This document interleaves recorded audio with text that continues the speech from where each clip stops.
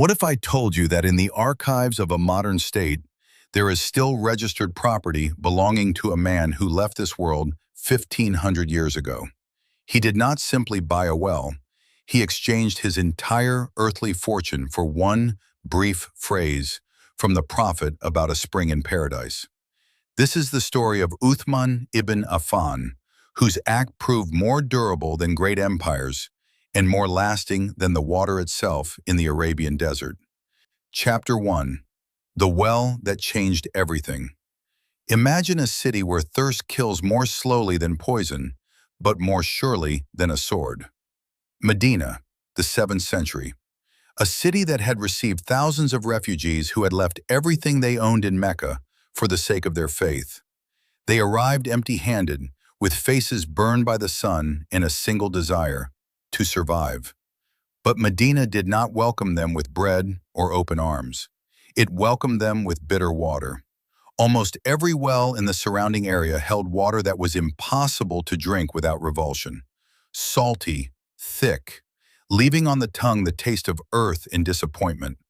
The emigrants, already stripped of their homes, their possessions, and their familiar lives, now faced the simplest and yet most brutal of questions. Where could they find clean water? And here begins the story you almost certainly never heard in school. 5 kilometers to the northwest of the Prophet's Mosque, peace and blessings of Allah be upon him, in a valley called Wadi al-Aqiq, there lay a garden. Green, quiet, almost implausibly alive against the scorched earth surrounding it. And at the center of that garden, a well. They called it Bir Ruma, the Well of Ruma. And the water within it was fresh, clean, cold even at the hottest noon. A single well for an entire growing city. It belonged to a Jewish man, a man who understood very well the value of what he possessed. Every morning a line stretched to that well. Men, women, children, all of them paid for a sip of water that nature had made no one's property, but the law permitted to be sold. This was not merely a business, it was a monopoly on life. When word of this reached the Prophet, peace and blessings of Allah be upon him, he approached the owner of the well with an offer that seemed impossible to refuse. He offered him something greater than money. He offered him a spring in paradise, a reward that never runs dry.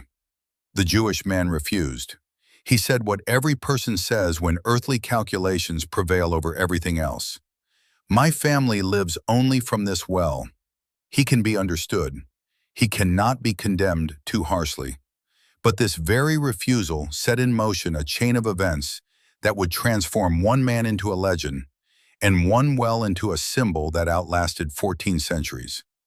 Among those who heard the words of the Prophet, peace and blessings of Allah be upon him, stood one of his closest companions, a man whose name you know, a man whom history remembered not for victories in battle or the gleam of power, but for what he did with this well.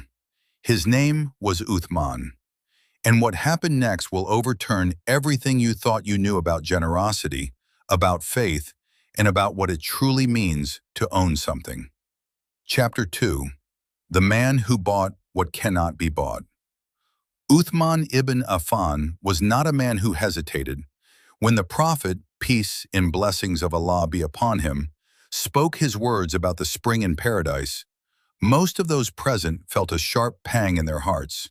That particular pang a person feels when he understands that a door has opened before him, but he cannot bring himself to walk through it. Too expensive, too risky, too uncertain. Uthman decided immediately. One must understand who he was in order to grasp the weight of that decision.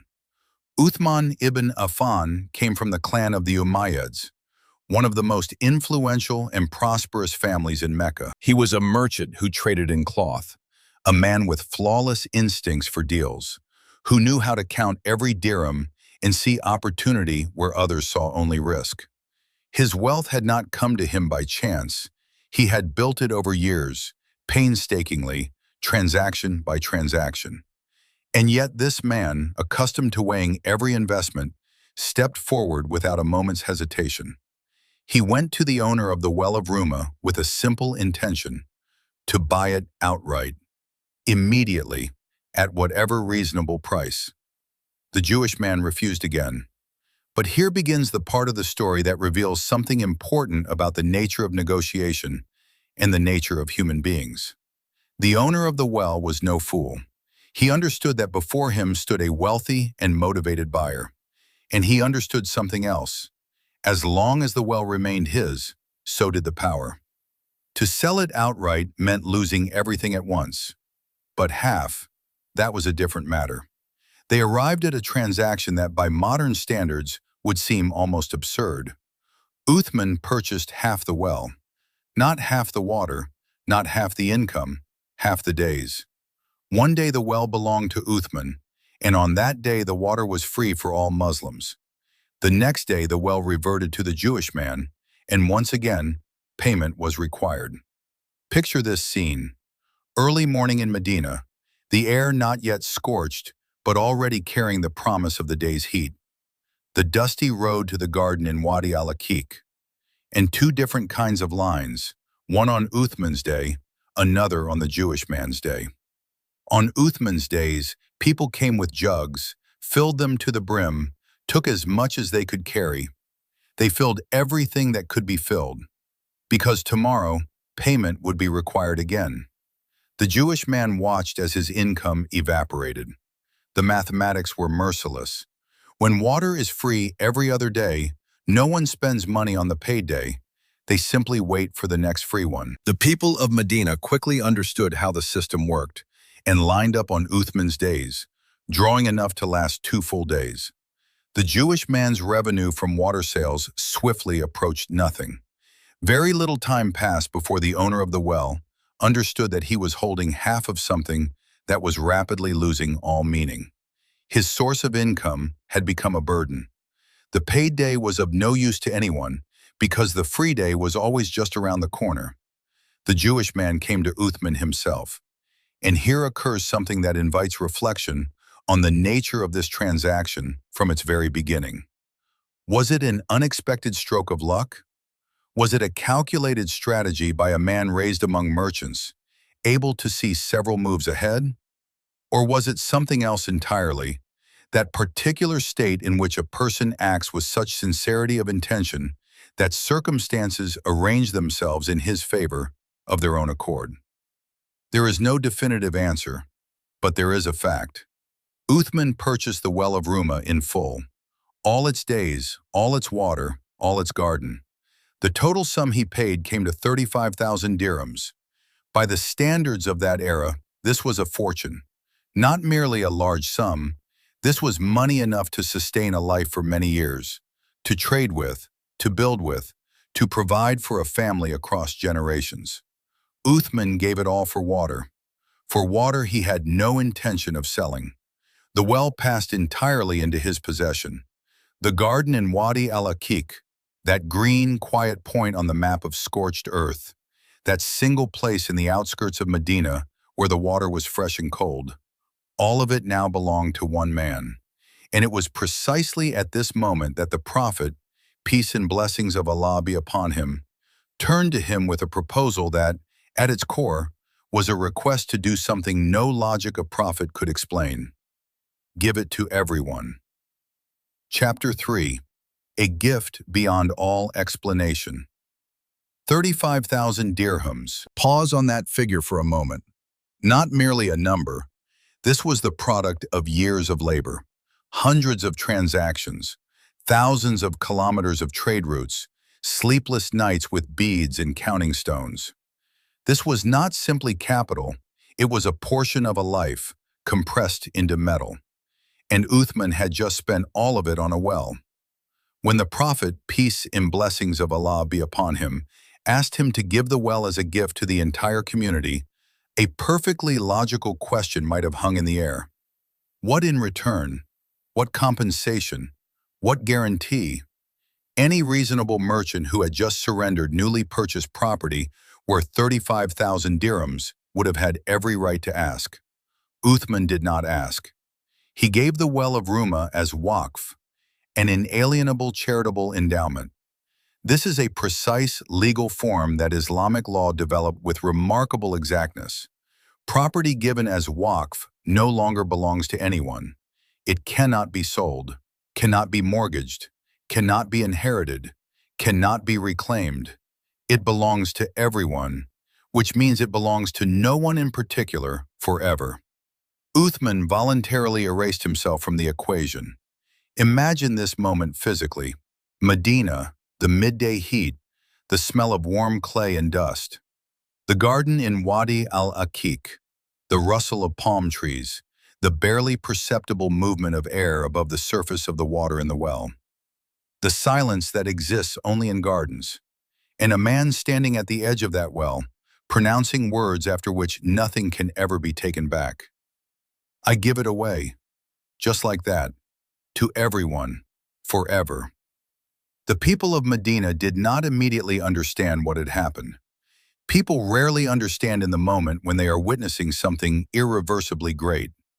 At first they simply came for water, as usual, with jugs, with children, with exhaustion in their eyes. But this time no one asked about payment, and the next day no one asked, and a week later, and a month later. The water was simply there, free, clean, for everyone. But the story does not end here. It is only now beginning to truly unfold. Because Uthman did something that most sources mention in passing, almost shyly, as though this detail is too implausible to be true. But it is documented. It is confirmed by several independent chains of transmission. After the well was given as waqf, Uthman continued to come to it for water, in the line, with everyone else. Consider this image carefully. A man who had paid 35,000 dirhams for this well. A man whose name was now forever bound to this source.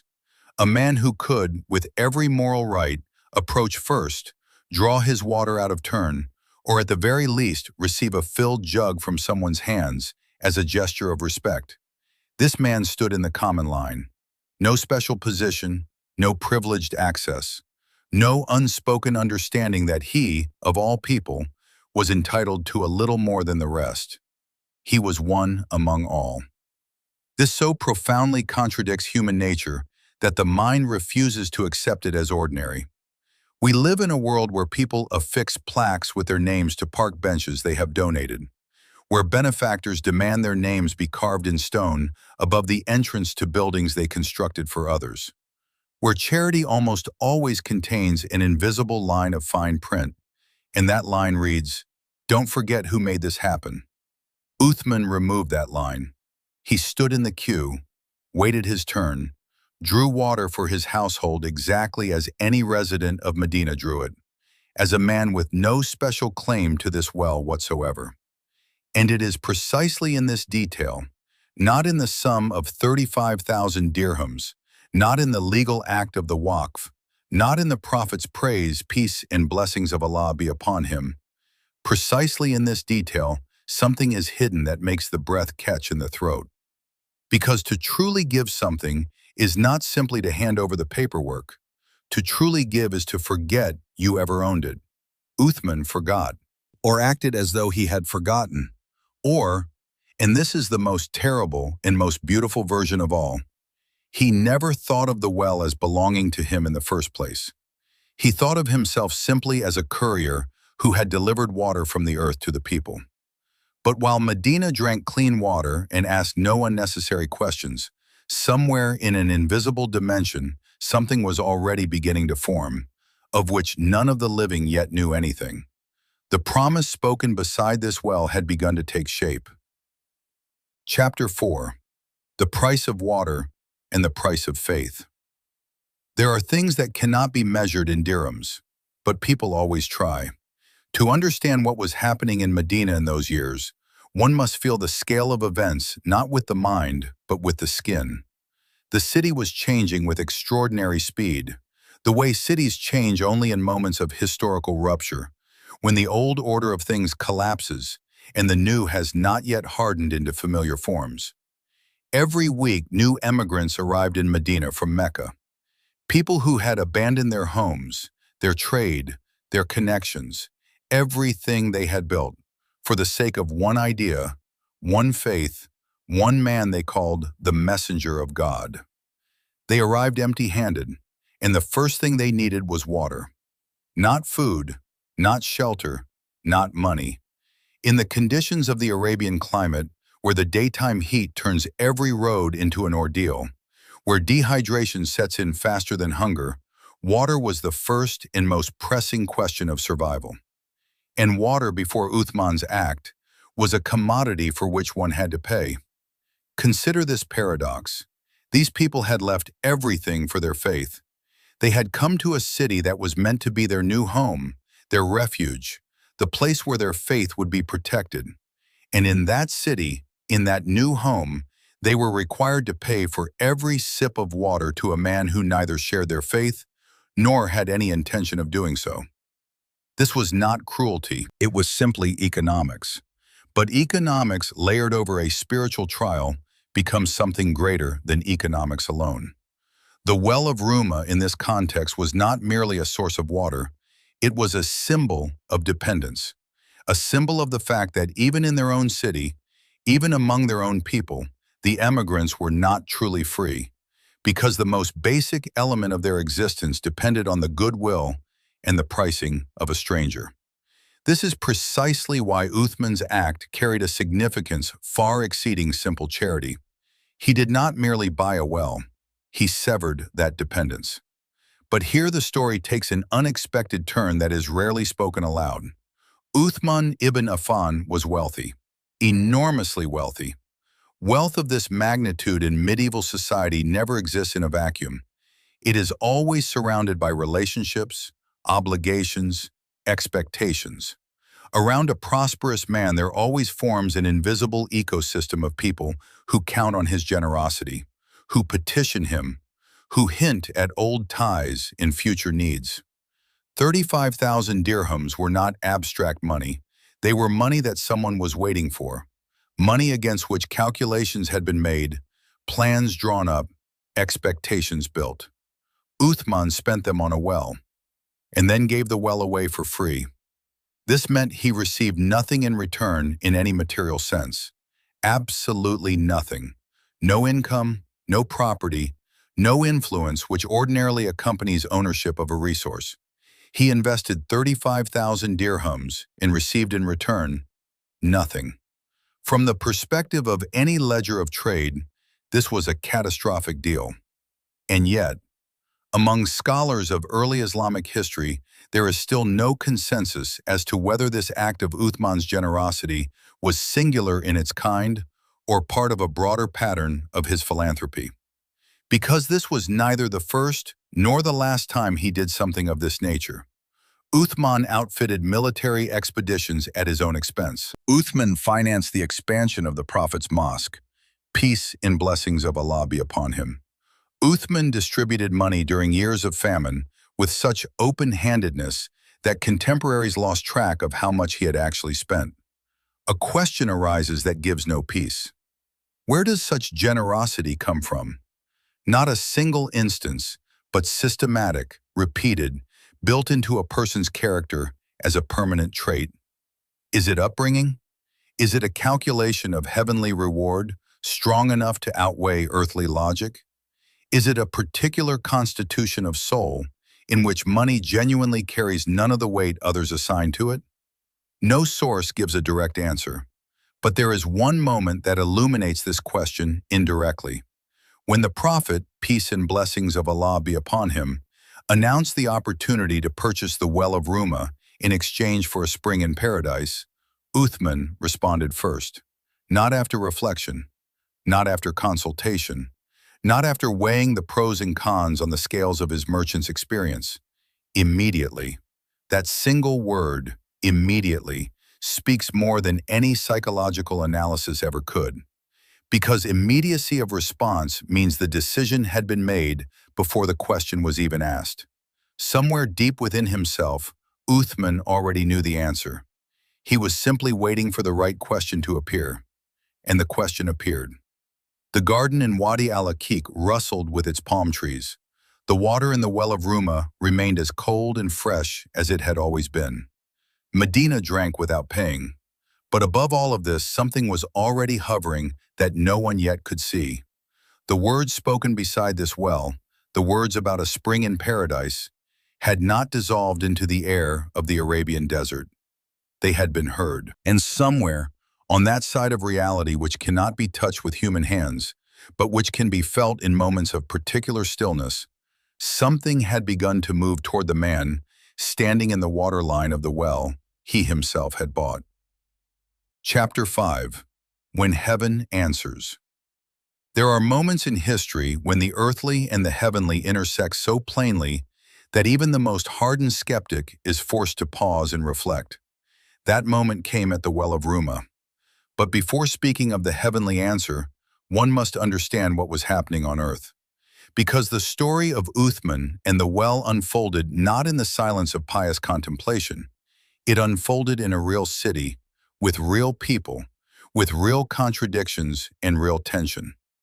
Medina at that time was a city where worlds collided. Emigrants from Mecca and the native inhabitants of Medina, believers of varying degrees of conviction, Jewish tribes with their own traditions and their own calculations, hypocrites who had publicly accepted Islam but were inwardly waiting for the moment when the scales would tip the other way. All of this simmered in one vessel beneath the heat of the Arabian summer, and the tension never disappeared, it simply changed its form. In this context, the Well of Rum was not merely a source of water. It was a meeting point for all these contradictions. While the Jewish man owned the well, an unspoken equilibrium existed, economic, social, almost political. The sale of water was not merely a business. It was a thread binding different communities into a single system of dependencies. When Uthman purchased the well and gave it as waqf, that thread was severed. Some perceived this as a gesture of strength, some as a provocation. Some, particularly those accustomed to measuring the world in categories of profit, simply could not understand what was happening. A man had spent 35,000 dirhams and taken nothing in return. This fit no familiar pattern. But amid all this noise and incomprehension, something else was unfolding. Something not discussed in the marketplace and not debated at the city gates. Something quiet, almost imperceptible, like water seeping through stone, not by force, but by patience. Uthman's soul was changing, or more precisely, it was opening. As though an act of unconditional generosity, performed without calculation and without conditions, had shifted something within him. Those who observed him in those days remarked upon a particular state that is difficult to describe in words, but is instantly recognized by anyone who has ever seen a person in a moment of inward peace. Not happiness, not euphoria, peace, deep, steady, independent of outward circumstance. And then the verses came. According to tradition, it was precisely Uthman's generosity at the Well of Rum that became the occasion for the revelation of the final verses of Surah Al-Fajr, the surah that every Muslim knows by heart, the surah recited at dawn, in that hour when night has not yet departed, but the day already promises itself in the first pale bands of light along the horizon. Listen to the meaning of these words. O soul at peace, return to your Lord, well pleased and pleasing to him. Enter among my righteous servants. Enter my paradise. 4 verses, 27, 28, 29, 30. Brief as a single exhaled breath, simple as water, and at the same time so dense with meaning that scholars have written volumes of commentary on them across 14 centuries. But within these verses, there is one detail that, in the context of Uthman's story, takes on an almost unbearable precision.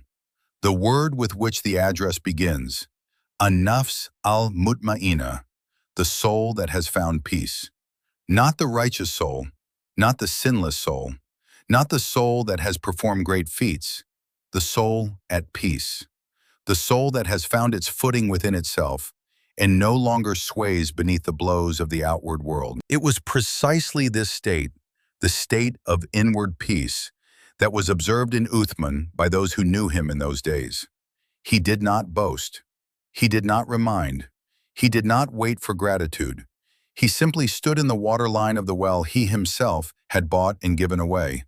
And in his eyes was that very expression for which the Arabic language found the word mutma'ina, serene, settled, arrived at anchor. But here one must pause and say something important. The connection between Uthman's generosity and the revelation of these verses is a tradition transmitted through a chain of narrators. Among Islamic scholars, there is no absolute consensus that this particular event was the primary occasion for the revelation of Surah Al-Fajr. Other accounts exist as well. This is honest, and it matters to say so clearly. But what is beyond all doubt is this: the verses exist. The well existed. Uthman's act is documented in dozens of sources with independent chains of transmission. And the correspondence between the meaning of these verses and the state of the man who stood at the Well of Rum, giving away 35,000 dirhams without looking back. That correspondence is too precise to be coincidence. The soul that has found peace. Uthman stood in the waterline and was at peace. Medina drank from his well and did not know that it was drinking from a source over which words already hung. Words that would be recited until the end of time. And the well continued to give water. Day by day, year by year, without interruption, without payment, without conditions, until there came what comes to all earthly things. Chapter 6, 14 centuries of one well. The water ran dry. 3 simple words that sum up the fate of all earthly things. Every well, every garden, every city and every civilization that has ever existed upon this earth. Sooner or later, water disappears. Sooner or later, everything runs dry. The well of Uthman in Wadi al-Aqiq stands dry today. Its walls were rebuilt several times over the centuries, each era leaving its own mark upon it, its own stone, its own layer of lime. The garden around it has long since changed beyond recognition. The palm trees that rustled above the heads of the 7th century people of Medina are gone. The smell of damp earth at the lip of the well, that particular scent that exists only where water lies close to the surface, is gone too. What remains is a hole in the ground, a name, a story. But here is what is astonishing when one views this story from sufficient distance. The Well of Rum, also known as the Well of Uthman, functioned as a source of water for the inhabitants of Medina for approximately 14 centuries. 14. This is not a metaphor or an exaggeration. It is a documented historical fact. Generations succeeded generations. Empires rose and crumbled to dust. The very face of Medina changed beyond recognition. And yet the well continued to give water. 35,000 dirhams, paid once, sustained a city with water for 14 centuries. If one were to calculate the cost of a single sip, dividing the purchase price by the number of people who drank from this well across 1,400 years, the result would be a number so close to zero that any calculator would simply return zero. This is the mathematics of true generosity. But the story takes one final turn, the last and the most unexpected. In 1973, more than 13 centuries after Uthman gave the well as waqf, the Saudi government conducted an inventory of waqf property in the region of Medina. And it discovered that the garden in Wadi al-Aqiq, the very garden surrounding Uthman's well, had remained all this time a waqf in the eyes of the law, an inalienable charitable endowment. It could not be sold, could not be built upon, could not be appropriated. Because in the 7th century, one man had spoken words that created a legal form so durable it outlasted every regime, every conquest, every administrative reform of 14 centuries. The garden was placed under the management of the Ministry of Waqf Affairs. Date palms were planted on its grounds. The harvest from those palms is sold, and the proceeds are deposited into the account of the Waqf, in the name of Uthman ibn Affan. Let that settle for a moment. A man who died in the 35th year of the Hijri calendar continues to receive sadaqah jariyah, ongoing, unceasing reward from date palms growing on land he gave away 1,500 years ago. Every date falling from those palms, every dirham earned from its sale, every entry in the ledger of the Waqf, all of it, the continuation of a single act performed beside a freshwater well in a city dying of thirst. The Prophet, peace and blessings of Allah be upon him, had promised that whoever purchased the Well of Rum would receive a spring in paradise. Uthman accepted that promise not as an abstract spiritual reward somewhere in an indeterminate future, but as the most real and concrete transaction of his life. He was a merchant. He understood contracts, and he signed this contract without hesitation. With 35,000 dirhams placed into the hands of a Jewish man, and with the subsequent words of Waqf spoken without a shadow of regret. And now, the final detail, the one that overturns everything. Among modern pilgrims who travel to Medina, there is a tradition of visiting Uthman's well. They come to this hole in the ground, to these rebuilt walls, to this place where water has long since ceased to flow. They stand here in silence. Some weep and cannot always explain why. Perhaps because in this silence above a dry well, something strange occurs. A person suddenly understands that he is standing at a place where things were once done that no logic of profit can explain, where a man paid a fortune and took nothing in return, where he stood in line for water from a source he himself had bought, where heaven answered an earthly act with words recited at dawn until the end of time. And then this modern pilgrim, standing at a dry well in an age of smartphones and instant bank transfers, suddenly asks himself a question, not about Uthman, about himself. What am I prepared to give? Truly give, without a plaque bearing my name, without calculating the return, without waiting for gratitude. To stand in the common line, to forget I ever owned it, to give in such a way that 14 centuries from now, somewhere in a quiet garden, dates fall from trees, and each one is the continuation of a single decision, made in the moment when it was hardest of all. The well ran dry, but the question above it never does.